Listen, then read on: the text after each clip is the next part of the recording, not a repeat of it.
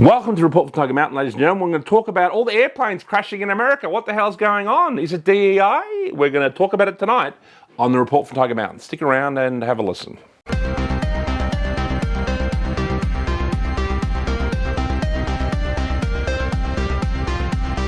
All right, ladies and gentlemen, we've had I think 7 major plane crashes in the United States since Donald Trump took office. So first of all, that's suspicious. Isn't that suspicious? We didn't get that when Joe Biden first took office. So I think something's going on here now. There are a couple of ways. It could be a conspiracy. It could be people are sabotaging these planes in some way. Could be that. Or it could be the consequences of Joe Biden's diversity, equity, and inclusion. It's well known that Donald Trump is getting rid of diversity, equity, and inclusion in whatever government department that he can. He's obviously tried to close down as many government departments as he can, which is fantastic. And you've got to take your hat off to Trumpy for all the work that he and Elon Musk are doing at Doge, et cetera, et cetera.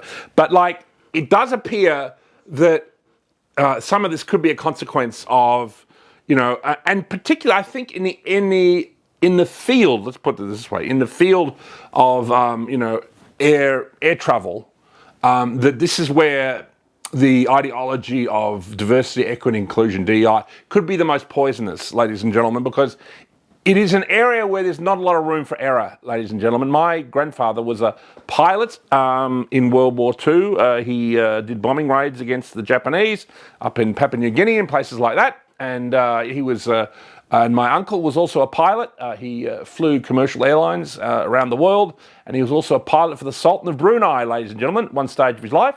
So we've had pilots in my family, and they've all spoken to me about flying planes, and I've heard a lot about all that kind of stuff since I was a kid.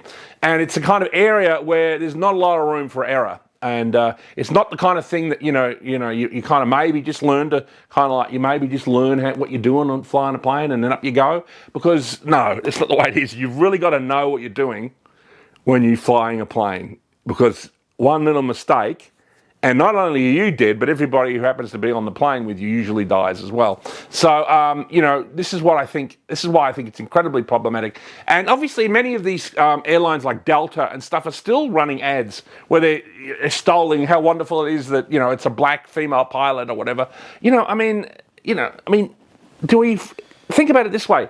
Maybe white men are really good at flying planes, and that black women are really good at doing other things that black women do, like I don't know, making crappy rap albums or whatever. I don't know, but this is it.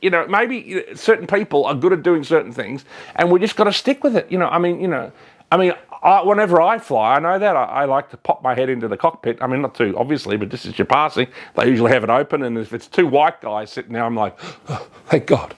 You know what I mean? That means I'm going to survive most likely. And I think even left-wingers do secretly wish that be the case. So, because we all don't want to die in a plane crash, ladies and gentlemen. Now, some of these planes, like the one that recently landed that flipped over, I've never seen that in my life. I don't know what it would be like hanging off your seat. At least you survive though, because often when a plane crashes, you die. That's quite simple. But, at least a lot of people were able to survive that. So I think something suspicious is going on, but I think it's probably the consequences of DEI. That would be my guess. There could be some other form of sabotage. So there we go. I just wanted to raise that. And that to be another talking point this week at the Report from Tiger Mountain. And, I salute President Trump for ending this DEI insanity before more people get hurt.